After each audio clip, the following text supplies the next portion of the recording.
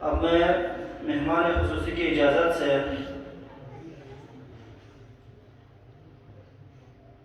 اعزازی مہمان سے پہلے مہمان خصوصی کو دعوت دینے جا رہا ہوں۔ ایک ایسی ہستی جو رائٹر ہیں، دانشور ہیں، ادیب ہیں، ماہر گفتگو ہیں، بہت ہی پختہ فلسفی ہیں۔ میری مراد جناب باقر حاجی صاحب سے ہے۔ آپ اسٹیج پر تشریف لائیں اور اپنی زرین خیالات سے آگاہ کریں۔ جناب باقر حاجی صاحب۔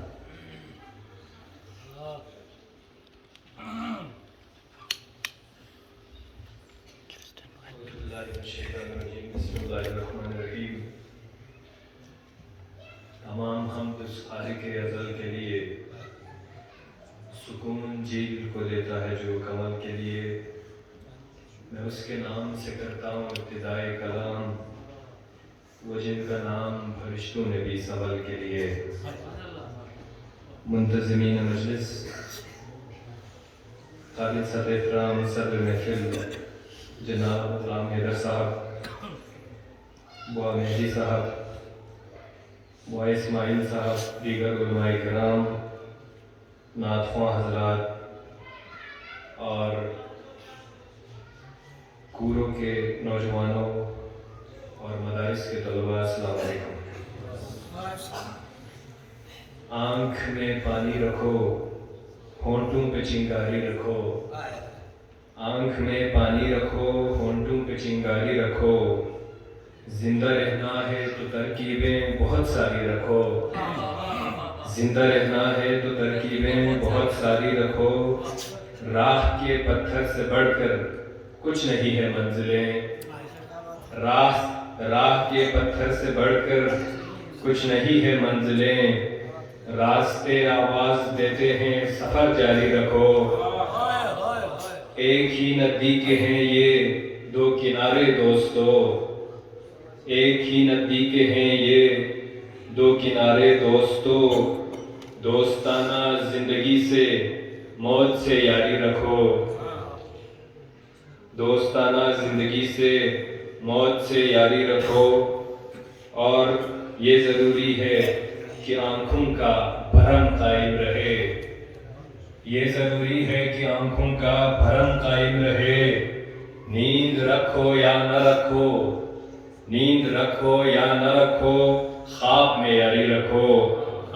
یہ ہوائیں اڑ نہ جائیں لے کے کاغذ کے بدن، یہ ہوائیں اڑ نہ جائیں لے کے کاغذ کا بدن، دوستو مجھ پر کوئی پتھر ذرا باری رکھو،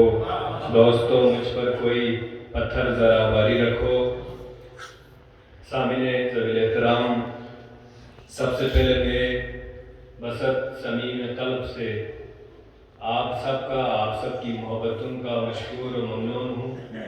خاص طور پر منتظمین تقریب کا کہ ان کی محبتوں نے مجھے یہاں تک کھینچ کے لایا۔ آپ سب بخوبی جانتے ہیں کہ علماء کرام کی موجودگی میں نہ میں کوئی عالم ہوں، اور جو خوشنوا نعت خواں، منقبت خواں، قصیدہ خواں حضرات تشریف فرما ہے، نہ مجھ میں ایسی کوئی خوبی ہے، نہ میری آواز اتنی خوبصورت ہے کہ آپ کی سماعتوں کو بری لگے۔ بہرحال میں اپنے لیے اسے ایک اعزاز سمجھتا ہوں، اور آپ سب کی محبتوں کے ساتھ ساتھ اپنے چاہنے والوں کی دعاؤں کا ثمر سمجھتا ہوں کہ مجھ ناچیز کو یہ اعزاز آپ لوگوں نے بخشا۔ سامعین ذکر باتیں بہت ہو چکی اور علماء کرام کی زبانی مدلل باتیں ہو چکی ہے، تو مزید اب کچھ کہنے کے لیے گنجائش نہیں، لیکن میں اپنی کچھ فہمی اور کم علمی کا ادراک رکھتے ہوئے دو چار جملے آپ کی گوش گزار کراؤں گا۔ میں نے ابھی گلزار صاحب سے بھی یہی گزارش کی، دو نمازیں ہم پڑھ چکے، ایک نماز اور صحیح، تو یہ جو آپ سب کو ہم نے صبح سے سنا ہے تو دو چار آپ کو سنا کر بھی جاؤں گا۔ اس تقریب کے شان اور انتہائی شاندار انعقاد پر تمام منتظمین داد و تحسین کے مستحق ہے۔ ان دو عظیم ہستیوں کے میلاد کے حوالے سے منعقدہ یہ باسعادت تقریب، جہاں اس خانقاہ معلّہ میں انعقاد کی وجہ سے، پھر اتنے شاندار طریقے سے منعقد ہونے کی وجہ سے، پھر اتنے جوش اور جذبے سے منعقد ہونے کی وجہ سے، پھر بحضور سرور کونین عقیدت کے پھول نثار کرنے کی وجہ سے، اور سب سے بڑھ کر ہماری قوم کے آئندہ کے جو معماران ہیں ان کی جانب سے، ان معصوم کلیوں کی جانب سے جو عقیدت اور جو احترام کا اظہار کیا گیا، اس سے اس محفل کی رونق جو ہے وہ دوبالا ہو گئی۔ کوروں کا جب ہم سوچتے ہیں، جب ہم سنتے ہیں، تو ایک بات ہمیشہ ذہن میں آتی ہے۔ اللہ تعالیٰ نے حضرت ابراہیم اور حضرت اسماعیل کو خانہ کعبے کی تعمیر کا حکم دیا، اسی طرح حضرت نوح کو کشتی بنانے کا حکم دیا۔ اللہ تعالیٰ خالق کل ہے، مالک کل ہے، اس کی ذات وہ عظیم ذات ہے جس کے فقط کن کہنے سے یہ دنیا وجود میں آئی ہے۔ اس کی برگزیدہ شخصیت، عظیم ہستی اور پیغمبر حضرت نوح علیہ السلام کے لیے کیا وہ کشتی بنا کر نہیں دے سکتے تھے؟ جس نے کیٹو جیسے بلند و بالا پہاڑ بنائے، ہمالا اور کراکرم اور ایورسٹ جیسی بلند چوٹیاں بنائی، وہ کیا نوح کو کشتی بنا کر نہیں دے سکتے تھے؟ کیا وہ خانہ کعبہ کی تعمیر لفظ کن اور فیکن سے نہیں فرما سکتے تھے؟ اب اس بات کو لے کر آگے بڑھ رہا ہوں۔ وہ پتھر کھینچ کر لاتے تھے، انہیں توڑتے تھے اور خانہ کعبہ کی تعمیر فرماتے تھے۔ عجیب اتفاق ہے کہ پتھروں سے کھیلنا کوئی آسان کام نہیں ہے، اور وہ بھی اس زمانے میں جب مشینیں لوگوں کی دسترس میں نہیں تھی۔ کوروں کے مومنین کو، کوروں کے جفاکش مزدوروں کو یہ اعزاز حاصل ہے کہ پتھروں کا کام کرنے، پتھروں کو تراشنے اور اس سے خانہ خدا تعمیر کرنے میں بلتستان میں ان کا مقام سب سے الگ ہے۔ اور عجیب اتفاق دیکھیں تو اسی خانہ خدا کے اندر یہ نصیب اور توفیق کی بات ہے، پتھر تراشنے والوں نے بت تراش لیے اور خانہ کعبہ کے اندر رکھے، لیکن اللہ تعالیٰ جن کے دلوں میں نور عطا کرتا ہے وہ ہمیشہ اسی ذات کی تسبیح و تحلیل کرتے ہیں، اسی کی حمد و ثنا کرتے ہیں اور صرف اسی کا سوچتے ہیں۔ تو ہم سنتے ہیں کہ آپ کے ہاں جو مستری حضرات ہیں وہ بلتستان بھر میں خانہ خدا کی تعمیر کے حوالے سے، پتھروں کے کام کرنے کے حوالے سے جانے مانے جاتے ہیں۔ اس کے پیچھے حضرت نوح اور ابراہیم کی مثال دینے کی وجہ یہ ہے کہ خداوند عالم نے انسان کو ذہن عطا کیا، قدرت عطا کیا، اور اگر اللہ تعالیٰ ہر بندے کا کام خود کرتا ہے تو یہ اس عقل کی توہین ہے، یہ اس شرف کی توہین ہے، یہ اس عظمت کی توہین ہے جو اللہ نے بحیثیت انسان، بحیثیت اشرف المخلوقات ہمیں وجہ کی۔ اللہ نے ہمیں عقل عطا کی ہے، اب اس عقل سے ہم نے کام لینا ہے. ہم چاہیں تو ہم نیک کام کرنے کا قدرت رکھتے ہیں, ہم چاہیں تو ہم گناہ کرنے کی قدرت رکھتے ہیں, ہم چاہیں تو خانے خدا کے اندر بت تراش دیں, ہم چاہیں تو خانے خدا کی دیواریں تراش دیں. علماء کرام تشریف رکھتے ہیں. میں بہت زیادہ کوئی دقیق بات نہیں کروں گا. بہرحال آپ کے جو والدین ہیں, جو بچے ہیں یہاں بیٹھے ہیں, ان کے والدین ہیں, آپ جیسے بزرگان ہیں جو یہاں تشریف رکھتے ہیں, اور وہ ہستیاں جو اس دنیا کو سدھار چلی ہے, یا وہ جو آج محفل میں شامل نہیں ہے, آج کی محفل کی وساطت سے محض ان کی اس جفاکشی, محنت اور ساتھ ساتھ ان کی ایمان اور جذبے کو داد دینے کے لیے یہ چھوٹی سی مثال آپ کے سامنے رکھی ہے. آپ سب جانتے ہیں اور ہم اس بات کے بخوبی آگاہ ہیں کہ کوئی تو بات ہے کہ گورو کے نوجوان کافی عرصے سے, خواہ وہ ملت حقہ کی خدمت میں ہو, خواہ وہ علاقائی تعمیر و ترقی میں ہو, یا گورو کے اندر اپنے اندرونی مسائل کے حل کے لیے اور اس کے استحکام اور ترقی کے لیے ہو, ہمیں معلوم ہے کہ وہ اسی فکر میں ہمیشہ سرگرداں ہے, اور ہم سے ہمیشہ اسی حوالے سے مشاورت کرتے رہتے ہیں کہ ہمارے ہاں تعلیم کا نظام کس طرح سے بہتر ہو, ہمارے ہاں اتفاق و ہم آہنگی کو کیسے فروغ دیا جائے, اور ہمارے بچے آگے بڑھ کر کس طرح دوسرے علاقوں کی طرح اپنے علاقے کی بہتر نمائندگی کر سکے. تو یہی وہ پلیٹ فارم ہے.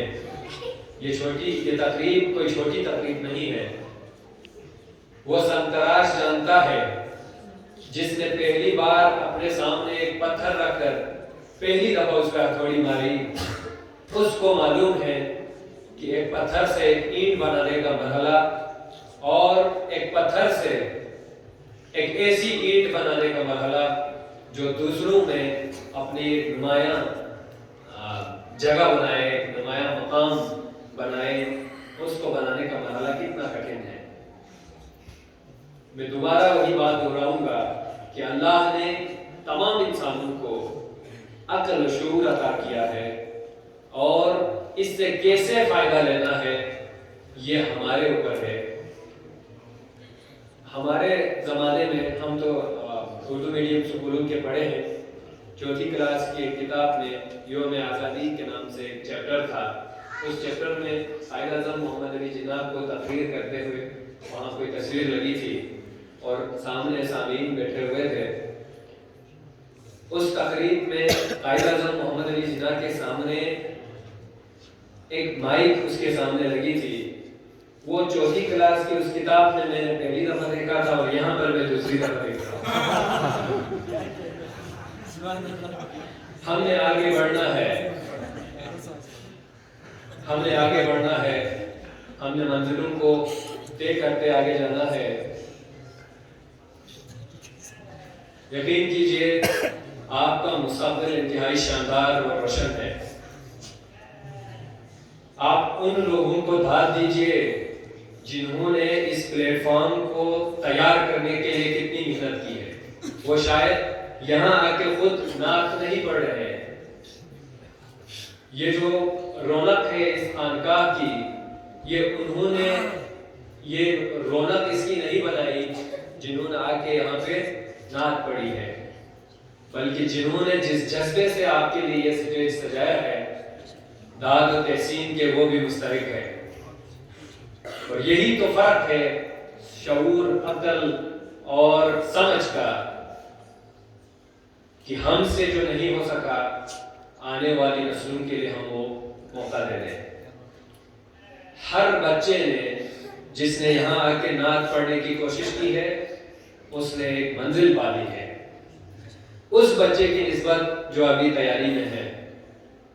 جو بچہ ابھی یہاں سٹیج پر عابد نوری کو دیکھ کر, شاہد حسین آبادی کو دیکھ کر, یا ابھی آپ کے سامنے عباس عبدال صاحب پرفارم کریں گے, ان کو دیکھ کر جو یہ سوچ رہے ہیں کہ میں بھی نعت پڑھوں گا، وہ بھی ایک منزل تک آ چکا ہے، بنسبت اس کے جو ابھی بھی یہ سوچ رہا ہے کہ میں آگے آؤں گا پتہ نہیں لوگ مجھے کیا کہیں گے۔ یقین کیجئے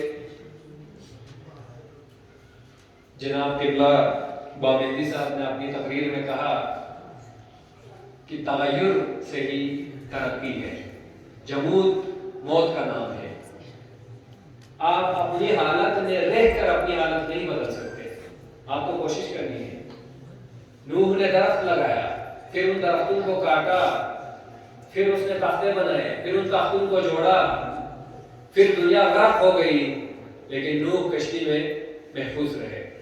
اللہ تعالیٰ نوح کو آسمان میں بھی لے جا سکتا تھا، اللہ تعالیٰ نوح کو تیرنا بھی سکھا سکتا تھا، اللہ تعالیٰ نوح کی کسی بھی طرح سے مدد کر سکتا تھا، اللہ تعالیٰ پانی کو اجازت نہیں دے سکتا تھا کہ وہ نوح کو چھو لے، لیکن ایسا کیوں کیا؟ ان سب کی زندگی میں ہمارے لیے سبق ہے، ان سب کی زندگی جفاکشی، محنت، جہد مسلسل، عزم مسلم اور اللہ تعالیٰ کے اوپر توکل سے عبارت ہے۔ آپ کا خدا بھی وہی خدا ہے جس نے اس کائنات کو پیدا کیا ہے، آپ کے خدا میں بھی وہی طاقتیں اور صلاحیتیں ہیں جو کسی دوسرے علاقے کے رہنے والے لوگ خدا پہ جو یقین رکھتے ہیں۔ ہم سب کا خدا ایک ہے، وہ آپ کی بھی اسی طرح مدد کرے گا، صرف عقل کا استعمال، عقل کا بہتر استعمال، مواقع کی فراہمی اور اس طرح سے جو آپ کے اندر صلاحیتیں ہیں ان صلاحیتوں کو نکھارنے کی ضرورت ہے، جس کے لیے یہ جو تقریب ہے یہ ایک مرحلہ ہے، ایسے کئی مرحلے آئیں گے اور آپ میں سے شاہد حسین آبادی نکلیں گے، آپ میں سے عارف نوری نکلیں گے اور آپ میں سے عباس عبدال نکلیں گے۔ قرآن مجید کے 30 پاروں میں اللہ تعالیٰ جب اپنے بندوں سے بذریعہ رسول مخاطب ہوتا ہے تو بسم اللہ الرحمن الرحیم کے بعد الحمدللہ رب العالمین کا لفظ آیا۔ حمد اللہ کو پسند ہے، اور ذکر و اذکار کیا ہے؟ حمد ہے۔ پھر کتنی خوبصورتی سے والی جان نے آپ کے سامنے وہ نقشہ کھینچا کہ وہ تعریف، وہ حمد، وہ منقبت، وہ قصیدہ جس میں خود خدا شامل ہوتا ہے، وہ منقبت ہمارے پیارے رسول حضرت محمد مصطفیٰ صلی اللہ علیہ وآلہ وسلم کی ہے۔ تو آپ کی جو نونہالان ہیں جنہوں نے حضور اکرم صلی اللہ علیہ وسلم کے حضور عقیدت سے جو نعت خوانی کی ہے، یقیناً اس کا ایک اجر عظیم اللہ تعالیٰ ان کو عطا کرے گا۔ تو سامعین، گفتگو بہت طویل ہو گئی، میں اچھا مقرر نہیں ہوں یقین جانیے، لیکن کوشش کی ہے کہ جو معافی ضمیر ہے وہ آپ تک کسی طرح پہنچا سکتے۔ لیکن ایک بات کا آپ سے وعدہ رہا، اس عظیم الشان خانقاہ کے اندر ہماری عزت افزائی آپ نے کی اور ہمیں آپ نے یاد کیا، وہ کہ ایسے شایان شان اور شان و شوکت اور علم و فضل والی ہستیاں موجود ہیں۔ آپ کا حسن انتخاب اگر ہماری طرف رہا ہے تو ہم بھی انشاءاللہ آپ کے لیے، آپ کے نوجوانوں کے لیے، آپ کے فیڈریشن کے تنظیمات کے لیے اور جہاں جہاں ہماری حسب توفیق دامن درب سخن آپ کو تعاون اور خدمت کی ضرورت ہو تو انشاءاللہ ہم آپ کے شانہ بشانہ ہوں گے، اور انشاءاللہ ہم سب مل کر پورے علاقے میں انسانیت کی تعلیم دیں گے، امن کی تعلیم دیں گے، دوستی کی تعلیم دیں گے، اور سب سے بڑھ کر صلہ رحمی کی ہم تعلیم دیں گے، احساس اور ہمدردی کی ہم تعلیم دیں گے، جس کی آج معاشرے کو ضرورت ہے۔ خدا کرے کہ میرے عرض پاک پر اترے وہ فصل گل جسے اندیشے زوال نہ ہو، خدا کرے کہ میرے ایک بھی ہم وطن کے لیے حیات جرم نہ ہو، زندگی وبال نہ ہو، یہاں جو پھول کھلے وہ کھلا رہے